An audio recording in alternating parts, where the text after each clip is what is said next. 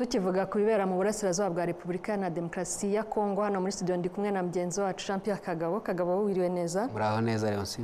Wageze hariya muri Goma no mu bindi bice mu nkengero zawo hatandukanye nyuma yuko M23 ihafashe, banze tubwire muri make Goma bimeze bite?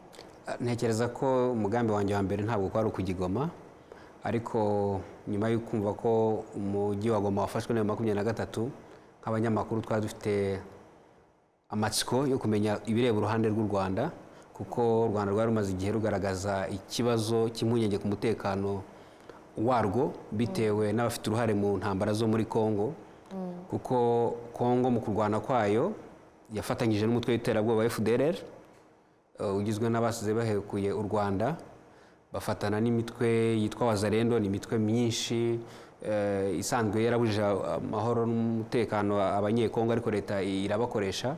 Harimo ingabo z'umuryango w'ubukungu wa Afurika y'Amajyepfo SADC, harimo Loni, ariko harimo n'abacanshuro. Aho ngaho rero komoje ku mpungenge u Rwanda rwakomeje kugaragaza. Impamvu nakubwira ko ntabwo nashaka kugigoma gutyo, ahubwo nashaka kubwira icyatumye ngigoma. Hanyuma aho wageze rero izo mpungenge wabonye hari ishingiro y'uko u Rwanda rukomeje kugaragaza ko hari impungenge ku mutekano warwo? Nagira nkubwire ko M23 yafashe Goma yinjiramo ku cyumweru, ariko kuwa mbere byazindutse ari indi nkuru, kuko hari amasasu menshi yavugaga habigoma, ariko hari n'iyageze ku butaka bw'u Rwanda avutsa abanyarwanda ubuzima, abandi barakomereka.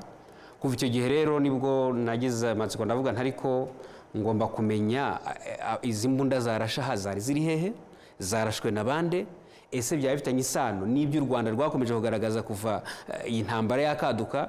Ubwo nagira nkubwire ukuntu nambutse nkagigoma, n'abantu benshi ngira ngo bashobora kubyibaza. Mbere ni ibintu wakurikiranaga hafi aho ngaho ureba ibera hakurya y'umupaka, ariko noneho ku gihe barashe ku Rwanda abaturage benshi ukabona bakomeretse, ukabona hari n'abapfuye, nibwo twashatse kwambuka Igoma. Tugezeyo rero byari meze biti, ni umujyi nyine umaze kuberamo intambara, ibintu byinshi ntabwo biba bikiri ku murongo. Ariko nanone icyo umuntu yavuga, M23 buryo yafashe uriya mujyi yabanje kuzenguruka, ku buryo abantu benshi bari bawurimo, abaturage bari bawurimo. Ahubwo gihe cyo nabifitiye amatsiko cyane ukumenya ingabo ibihumbi byinshi zari zirunzemo zari ziri hehe. Rero tukigerayo ngiye nahitiye ku kibuga cy'indege, niho hari harunze ibitwaro byinshi, intwaro nyinshi utabara, niho hari ingabo nyinshi.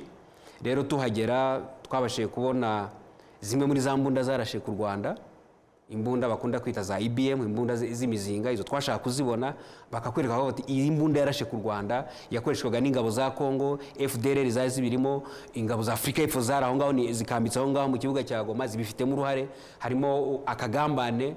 Ibyo ngibyo twagomba kubikurikirana, kuko nk'abanyamakuru b'Abanyarwanda bakorera Abanyarwanda twagomba no kubwira Abanyarwanda amakuru, dore byabaye, leta yakoze ibishoboka byose. Ariko ikiza cyari kirimo cyanatumaga tuhajya nuko nanone bishimangira ingamba z'ubwirinzi u Rwanda rwashyizeho. Kuva intambara yatangira wakunze kumva ko u Rwanda rwashyizeho ingamba z'ubwirinzi. Ibyo ni nabyo byakoze bituma wenda bashakaga kugira umujyi wa Gisenyi umuyonga, abashaka gukomeza kugira ngo bazane intambara ku Rwanda birahagarara.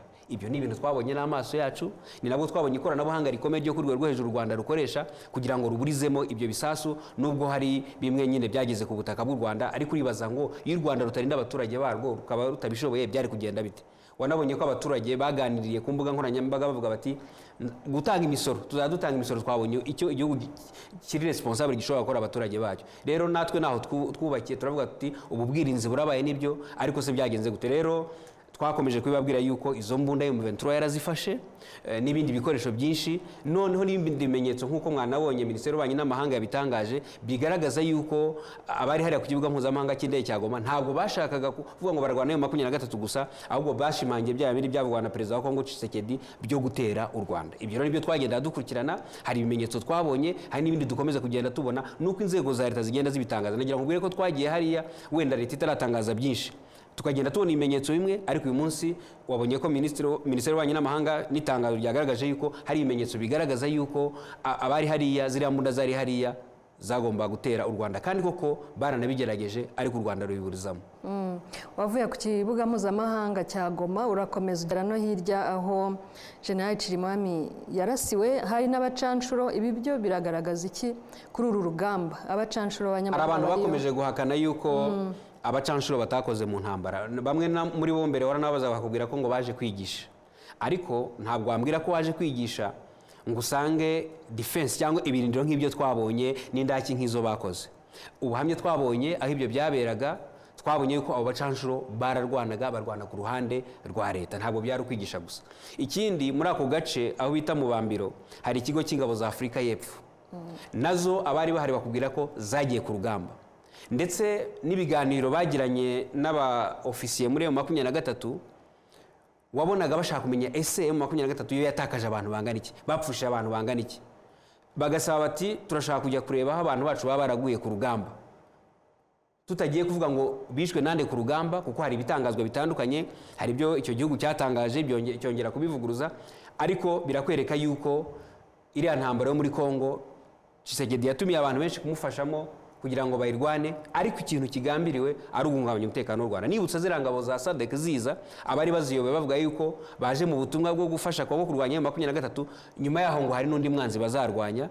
Abagiye babisesengura bagiye bavuga ko ari u Rwanda. Ibyo nibyo byatumye tugenda ngo tuharebe, turebe intambwe kwindi. Waruvuze Cirumwami wayoboraga General Major Peter Cirumwami wayoboraga Kivu ya ruguru, nabwo ibimenyetso byagaragaje ko yakoranaga bya hafi na FDLR, ndetse no gushinga iriya mitwe ya za Wazalendo igizwe n'abantu bafite iyo ngenga bitekerezo.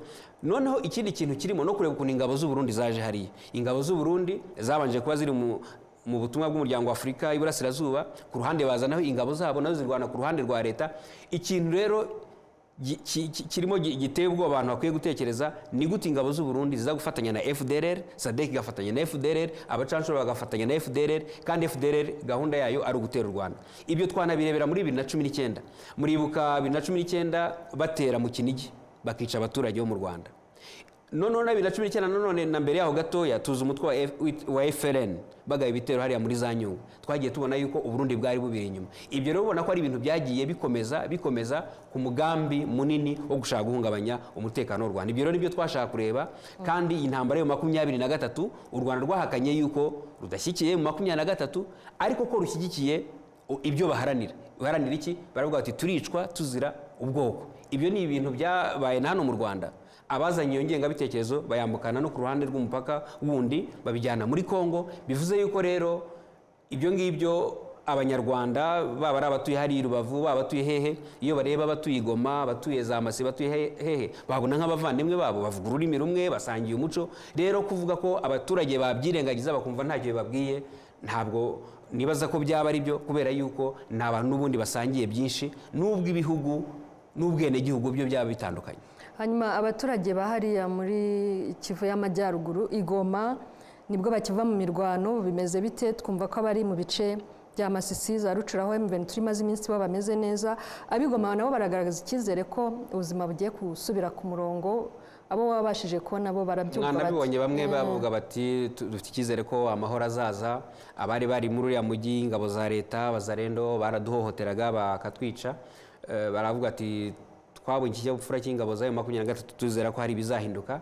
Birumvikana rero icyo bategereje cyane nuko imipaka yongera gukora. Ubu natwe ngira ngo ni ikintu tugomba kubaza abafite aho bahuriye n'ibi byose, kugira ngo tumenye ukuntu hakurya hayoborwa na M23 ntabwo ari leta, hakuno hayoborwa n'u Rwanda ni igihugu. Bizagenda bite kugira ngo imihahiranire yongere ikomeze? Ibyo ni ibindi dukomeza gukurikirana, cyakora abaturage barabyifuza. Gusa M23 iyo matangazo yasohoye yasabye abaturage gukomeza ibikorwa byabo, aho twanageze ari abacuruza, ari abakora ibikorwa byose barabikora, ndetse bijo biriwe no mu muganda, bigaragaza yuko abaturage bafite icyizere.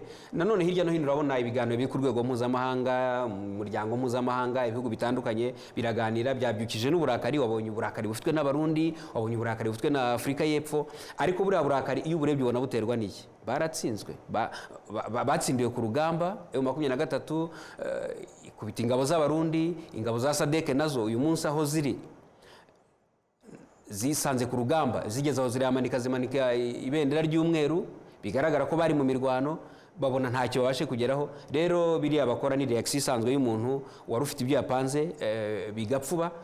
Ariko muri ibyo byose icyo gihe nakishimira Kanzayire ni uburyo ubona Abanyarwanda bumva kiriya kibazo, kandi bakakibona ko ari nk'ikibazo bose kibareba nk'Abanyarwanda, nta kuvangura.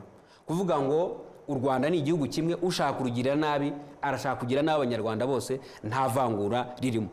bakumva yuko rero niba Kongo ishaka guhungabanya umutekano w'u Rwanda ifatanyije na FDLR, ifatanyije n'izo ngabo z'amahanga, ari ikibazo abanyarwanda bagomba gufatana mu mugongo, bakunga imbaraga, bagahaguruka mu ijwi rimwe bakakirwanya. Ndibwira yuko mu gihe cyose abanyarwanda bashyize hamwe bagahangana n'ibyo bahanganye nabo, muri iyi myaka 30 ishize byagiye bigaragara ko abanyarwanda bagera ku ntsinzi, binaturutse no ku budatsimburwa cyangwa se ubudaheranwa bw'ibibazo u Rwanda rwagiye runyuramo.